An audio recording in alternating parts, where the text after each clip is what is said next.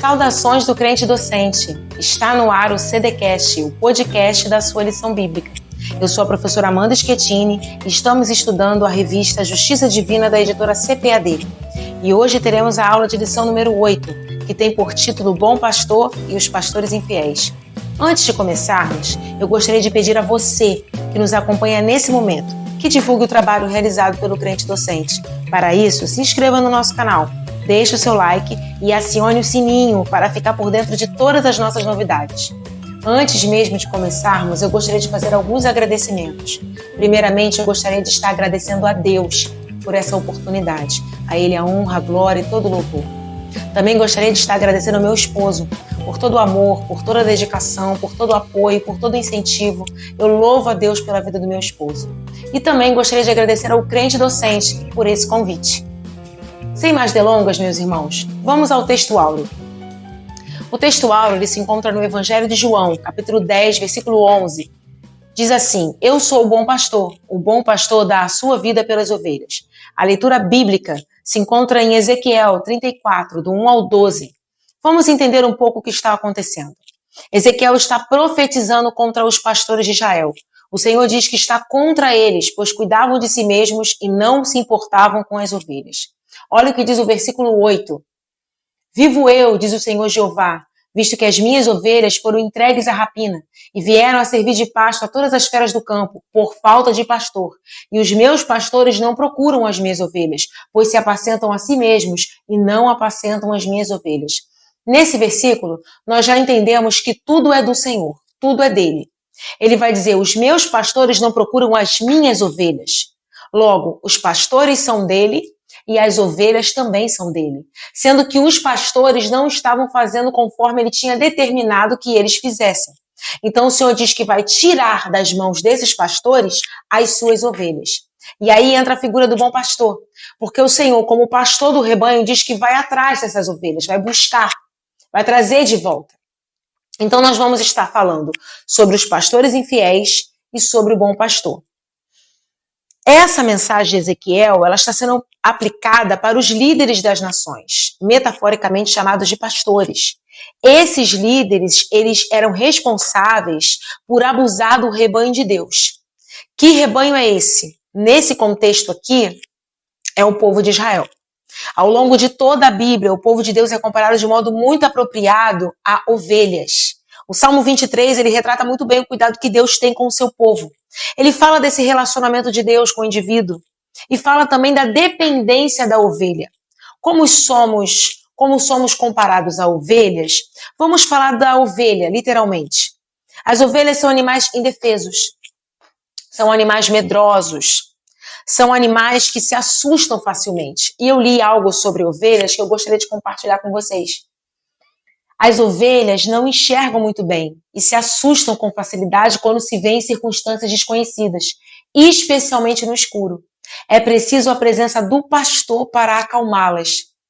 E trazendo para nós, que somos ovelhas do seu rebanho, isso também acontece conosco. Porque quando nós nos encontramos em circunstâncias desconhecidas, situações desfavoráveis, quando estamos passando momentos difíceis, momentos de inquietude, momentos de aflição, momentos de angústia. O que nos acalma, meus irmãos? A presença de Deus. A presença de Deus, ela é primordial, ela é fundamental. Ela é de extrema importância para a vida do cristão. Sem a presença de Deus, nós não conseguimos nos manter de pé. É a presença de Deus que nos mantém de pé. Sem a presença de Deus não dá. A presença de Deus, ela nos traz alegria, ela nos traz esperança, ela nos traz refrigério, ela nos traz a paz, ela nos traz equilíbrio, ela nos traz a calma, ela nos traz segurança. Essas ovelhas, elas se sentiam seguras quando o pastor estava ali. Elas estavam num momento de desconforto, numa situação de desconforto, mas a presença do pastor acalmava elas. E assim é conosco também. Talvez você não esteja vendo o Senhor. Talvez você não esteja conseguindo ver o Senhor nessa situação a qual você está vivendo. Mas eu quero dizer para você que Ele está aí com você, que Ele está aqui comigo, Ele está conosco, Ele é Emanuel, Deus conosco. O Senhor está vendo o que está acontecendo e é a presença dEle, é por causa da presença dEle que você está de pé, que você não desistiu e que você não vai desistir, em nome de Jesus. Aleluia. Voltando aqui para as ovelhas, elas necessitam de cuidados constantes. E elas também necessitam de direcionamento. Olha o que diz o Evangelho de Mateus, capítulo 9, versículo 36. E vendo a multidão, teve grande compaixão deles, porque andavam desgarrados e errantes como ovelhas que não têm pastor. Ovelha precisa ser cuidada. Ovelha não se cuida. Ovelha precisa ser cuidada. Ovelha precisa ser defendida. Ovelha precisa ser guiada, ser conduzida. Para os judeus, pastor representava qualquer tipo de líder, tanto político quanto espiritual. Nós falamos lá no começo que os líderes das nações eram chamados metaforicamente de pastores. Então, reis e profetas, eles eram considerados pastores. O pastor de ovelha, ele tinha uma função primordial. Qual era essa função? Alimentar, guiar e proteger o rebanho. Isso ilustra muito bem o papel de um líder de uma nação. Muitos líderes de Israel fizeram isso com muita desenvoltura. Nós temos o exemplo de Moisés e Davi. Moisés e Davi foram pastores literalmente.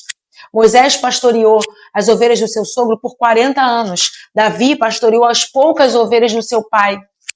Todos eles passaram por processos dentro do seu ofício para chegar aonde Deus queria que eles chegassem. Eles tiveram dificuldade? Sim. Eles tiveram alguns percalços durante a caminhada de conduzir o povo? Sim, eles tiveram. Por quê? Porque eles eram seres humanos, porque eles estavam sujeitos a falhas. Mas você vê que eles sempre estão tentando acertar. Já os líderes de Israel, os contemporâneos de Ezequiel, eles se desviaram das suas funções. Eles se desviaram do propósito divino. E o que eles faziam? Eles cuidavam de si mesmos. Eles eram egoístas. Eles exploravam e abusavam do povo. Olha o que o profeta vai dizer numa linguagem metafórica sobre eles no versículo 3 do capítulo 34. Comeis a gordura e vos vestis da lã. Degolais o cevado, mas não apacentais as ovelhas. O Senhor diz assim. O que o Senhor está dizendo?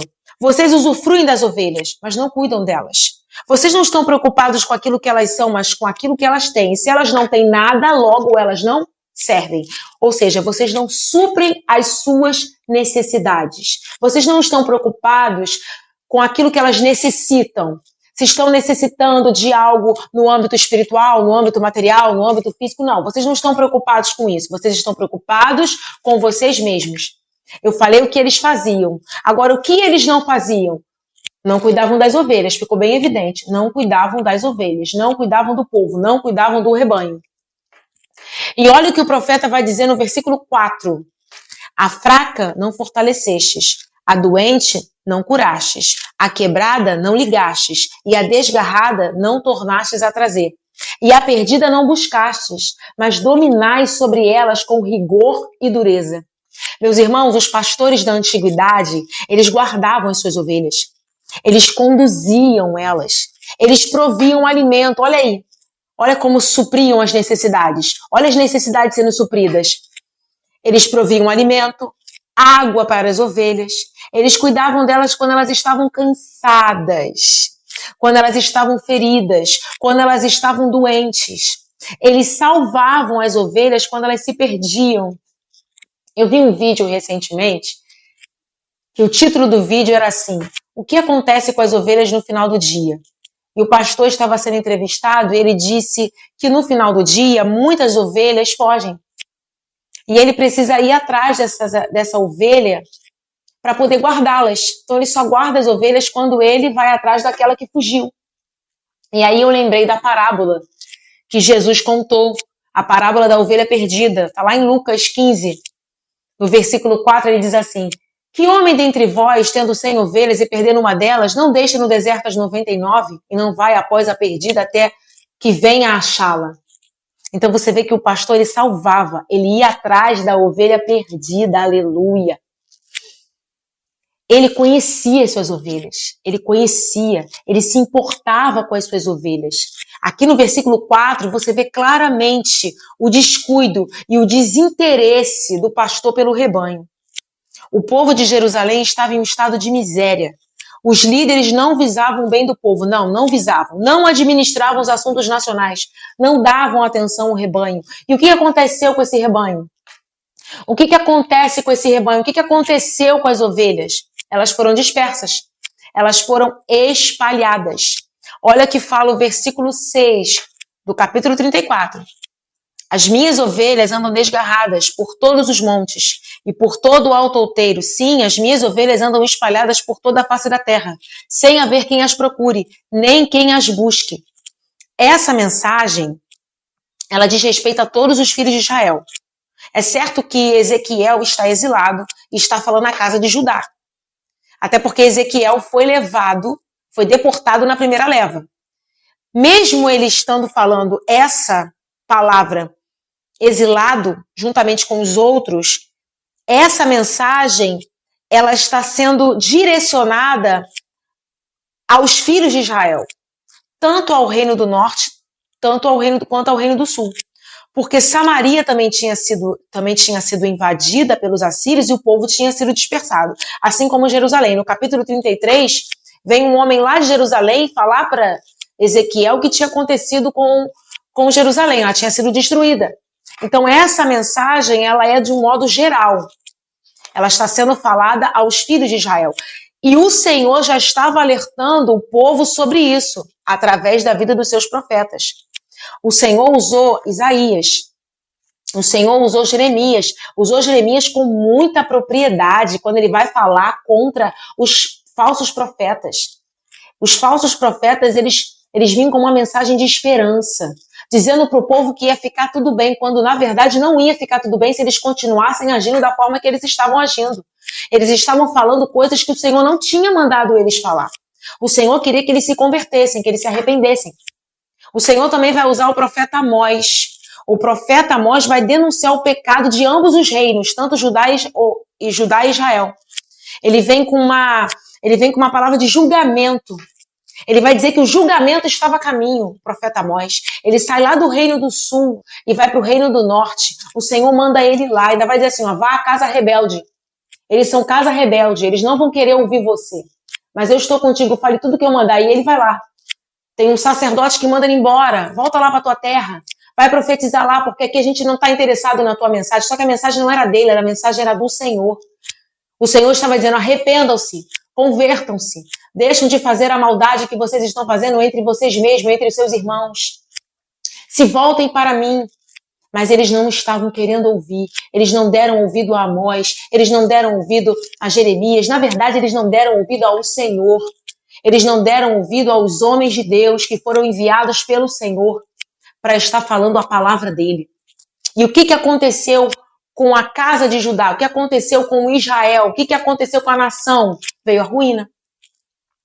Veio a ruína. E agora é Deus quem vai visitar esses maus pastores, no sentido de castigar. Olha o que Jeremias vai dizer no capítulo 23, versículo 2. Portanto, assim diz o Senhor, Deus de Israel, acerca dos pastores que apacentam o meu povo. Vós dispersastes as minhas ovelhas, e as afugentastes, e não as visitastes. Eis que visitarei sobre vós a maldade das vossas ações, diz o Senhor. É o próprio Deus que toma as dores das ovelhas. Ele mesmo toma as dores das ovelhas. Ele como pastor do rebanho. Olha o que vai dizer o versículo 10 do capítulo 34, o qual estamos estudando. Assim diz o Senhor Jeová. Eis que eu estou contra os pastores e demandarei as minhas ovelhas da sua mão. E eles deixarão de apacentar as ovelhas e não se apacentarão mais a si mesmos. E livrarei as minhas ovelhas da sua boca. Eles não servirão mais de pasto. É como se o Senhor estivesse dando um basta. Chega. Chega, eu vou tirar as minhas ovelhas de vocês. Não deixarei que continuem pastoreando dessa forma egoísta, não visando o rebanho, não visando o próximo, não visando os meus interesses, mas somente os seus interesses. Então o Senhor, ele promete libertar o seu povo das mãos desses líderes. Olha o que vai dizer Jeremias 3,15. E vos darei pastores segundo o meu coração, que vos apacentem com ciência e com inteligência. Essa promessa aqui, ela não se refere ao Messias. Essa promessa ela se aplica aos atuais pastores de igreja. Olha o que diz Ezequiel 34, versículo 24. Eu sei que nós estamos estudando do 1 ao 12, mas eu gostaria de estender um pouquinho para que a gente pudesse entender melhor. E eu vou ler em duas versões. Eu vou ler na Almeida Corrigida e vou ler também na Nova Tradução. A Almeida Corrigida diz assim: E eu, o Senhor, lhes serei por Deus, e o meu servo Davi será príncipe no meio delas. Eu, o Senhor, o disse. Na Nova Tradução: Eu, o Senhor, serei o Deus delas. E um rei como meu servo Davi será o seu governador. Sou eu, o Senhor, quem está falando. O Senhor está dizendo que esses pastores vão governar segundo os ideais de Davi. Ou seja, eles farão conforme a vontade do Senhor. Eles não vão fazer conforme eles acham que tem que ser feito. Não. Eles vão fazer conforme aquilo que já foi estabelecido pelo Senhor. E agora a gente chega no versículo 12. No versículo 12, haverá uma busca, haverá um resgate, haverá um retorno. Olha o que diz o versículo 12. Como o pastor busca o seu rebanho no dia em que está no meio das suas ovelhas dispersas, assim buscarei as minhas ovelhas e as farei voltar de todos os lugares por onde andam espalhadas no dia de nuvem e de escuridão. Deus agora promete buscar. Ele promete buscar como bom pastor as suas ovelhas. De fato, isso aconteceu. O Senhor trouxe de volta o povo da Babilônia. Mas quando ele diz de todos os lugares, ele está falando de países. Ele não está falando só dos judeus. Ele está falando de todas as ovelhas que ele trará para o seu redil. E aí eu vou lá para o Evangelho de João, capítulo 10, versículo 16, que diz: Ainda tenho outras ovelhas que não são desse aprisco. Que aprisco? Nação de Israel. Também me convém agregar estas, e elas ouvirão a minha voz, e haverá um rebanho e um pastor. Nós falamos até agora sobre os pastores infiéis, sobre a postura deles, sobre a conduta deles, sobre o exemplo que eles davam ao rebanho de Deus, o povo de Israel. Agora eu vou falar do pastor cristão. E eu queria ler com vocês, mais uma vez, o texto áureo, aquela parte que diz: O bom pastor dá a sua vida pelas ovelhas. O bom pastor é aquele que está disposto a arriscar a vida pelas ovelhas, assim como Davi. Davi matou um leão, Davi matou um urso. Davi enfrentou um leão, um urso, para defender as ovelhas do seu pai. Ele arriscou a própria vida para que as ovelhas tivessem vida. Olha o que diz o Salmo 23, versículo 4. Ainda que eu ande pelo vale da sombra da morte, não temerei mal nenhum, porque tu estás comigo, o teu bordão e o teu cajado me consolam. Esse bordão, meus irmãos, era um bastão pesado, que o pastor podia atordoar e até mesmo matar uma fera que tentasse atacar o seu rebanho. Esse cajado, ele era uma vara, que em uma das suas extremidades tinha uma curva. Então o pastor usava de forma individual para poder buscar, resgatar a ovelha. Essa vara também ele usava no final do dia para contar. As ovelhas passavam por debaixo dessa vara. Ele podia contar as suas ovelhas e também podia examiná-las para ver se estava tudo bem com elas. Então você vê que o pastor usava esses instrumentos, aquilo que o Senhor... Ele tinha um instrumento, ele tinha 2 instrumentos nas mãos que ele usava para quê? Para cuidar, para proteger, para defender as suas ovelhas. O bom pastor dá a sua vida pelas ovelhas, aleluia. Esse bom significa intrinsecamente bom, belo, amável. Descreve algo ideal, um exemplo a ser seguido. Veja bem, um exemplo a ser seguido. O pastor cristão precisa seguir o exemplo de Cristo.